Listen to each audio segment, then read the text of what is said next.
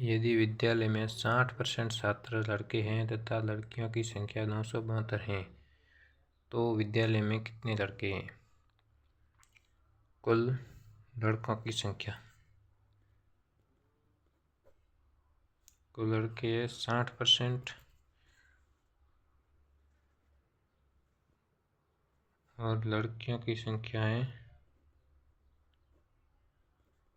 60%, ये तो ये होगा 40%।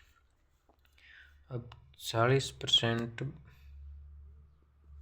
बराबर 972 है, तो 1% बराबर 972 बटा 40।